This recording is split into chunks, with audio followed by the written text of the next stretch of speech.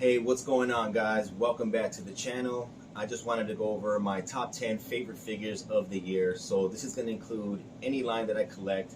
Just only real rule is that it's something that I purchased and it's something that came out this year. So without any further ado, let's get into the top 10. So coming in at number 10, we actually have a third-party figure, and it's Deep Blue Vegeta by Demoniacal Fit.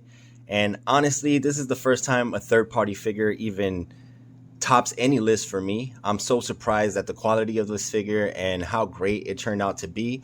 It's giving us some stuff that the actual releases won't even do. So it's just keeping Tamashii Nations honest, in my opinion, and making them give us even better releases, because if a third-party company can do it, then it makes them look bad. So hopefully this pushes them and starts a fire under their ass so we can keep getting better figures. So Vegeta takes number 10 spot. And coming in at number 9, we have Mafex Jean Grey. And this is another beautiful figure that has 3 very nice face portraits. They're done very nicely. I like the color choices. The metallic paint that Mafex always uses on these X-Men characters really pop, and she goes great with the other X-Men characters if you already have those in your collection. She also includes a couple of effect pieces, and just overall poses great and looks amazing. So I think she was a great addition to my collection. So for those reasons, she's going to take the number 9 spot. And coming in at number 8, we have Gohan from the superhero movie. And this is another figure that I fell in love with. The new articulation on these 3.0 bodies are just really, really dope, and it's fun to play with. The cheap price point at $35 is also very welcoming. The only thing is there is a bit of lack of accessories, but that could be expected with the low price point. And it can be forgiven with how beautiful the figure is and how well it articulates. So overall, this is just a great addition to your Dragon Ball Z collection. And honestly, it's super fun to play with. I would recommend this figure to anybody that likes Gohan. Or even if you just are a fan of action figures, this one is a good one. So he takes the number 8 spot. And coming in at number 7, we have a fantastic release from NECA. And this is the Last Ronin. This figure, well, it's a Last Ronin armored, because they did also release the unarmored version, but this is the one that I preferred. It's just really, really detailed and just amazing. The articulation is not amazing on this figure, but the way it looks and just so many accessories are included, it just always captures my eye. I always catch myself looking at it. It's very, very, very beautiful. So they really outdid themselves with this figure, and for those reasons, he takes the number 7 spot. Coming in at number 6, we have SH Figuarts Krillin. And finally, Krillin has been re-released. We've been waiting for this guy forever. It was really hard to get the first one, and it was going for ridiculous prices. And I'm so happy to say we finally got a new one that is way, way, way better. The articulation on this one is on the 3.0 body, and it's just so fun to pose, and it works perfectly. He also includes great accessories like the Sensu beans and then the Destructo disc. And the likenesses on the face portraits are just well done. And I think we got about 4 of them. So overall, great value for your money. And it's just a perfect working action figure. So for those reasons, he takes number 6.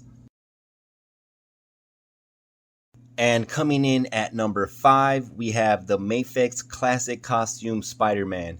And this thing is dope. Even though it's just a repaint, I think these colors are a lot better than the previous releases. And of course, we get the same amazing body that's so fun to pose. It brings a lot of web accessories, so many different hands, the magnetic arms and legs. It's just such a cool figure, and I'm really glad to have added it to my collection. It's one of my favorite Spider-Man figures that I have. And yeah, just overall a great addition to, I think, anybody's shelf. So for those reasons, he takes the number 5 spot. And coming in at number 4, we have another figure from NECA, and it's Usagi Yojimbo. And I didn't even expect to like this figure this much, but this thing is so dope. It brings so many accessories, from the soft goods coat to a bunch of different weapons. He has that little rice hat and different ears, just different display options that just make it infinitely fun to play with. And the paint job on this guy is just amazing. Also, the articulation for being such a small little guy, it's just very, very well done. It makes me excited to keep collecting the Ninja Turtle line because it is kind of getting to the more obscure characters, but when it gets to guys like this and they're done so well, it's just great job. So for those reasons, he takes the number 4 spot. And coming in at number 3, hold on, let me catch my breath. We have Super Saiyan God, Super Saiyan Kaioken Goku. And this thing is super dope. I really, really like it a lot. The paint job on it is just amazing. The translucent hair with that pearlescent finish, it's just honestly spectacular. One of the best figures that SH Figuarts has put out ever, in my opinion. And with that aura effect, it just all blends together so nicely and it looks beautiful on your shelf. I really catch myself looking at that figure, like maybe more than any other figure on this list, but still I have it a little lower on the list because it's just a reused body that we've seen before. So that holds it back a tiny bit, but still just overall amazing. So for those reasons, it takes the number 3 spot.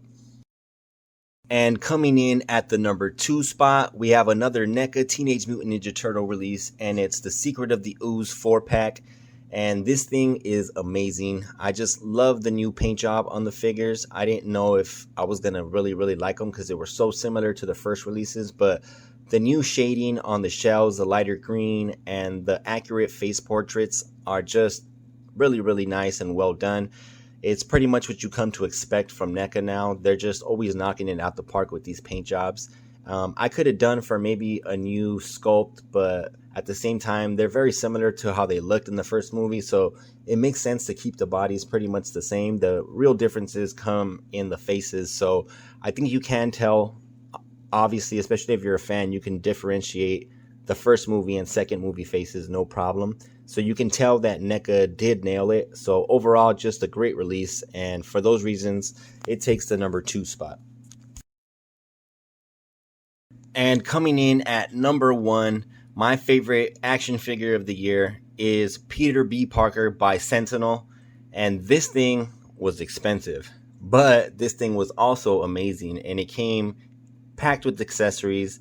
From the fatter version of Peter B. Parker, it brought the regular version of Peter Parker. It brought a newspaper, so many different web accessories, and a lot of different hand options, magnetic feet and hands. It's just an awesome figure. It's one of the most accurate figures ever released, like to the source material. It just looks just like it popped out of the Into the Spider-Verse movie.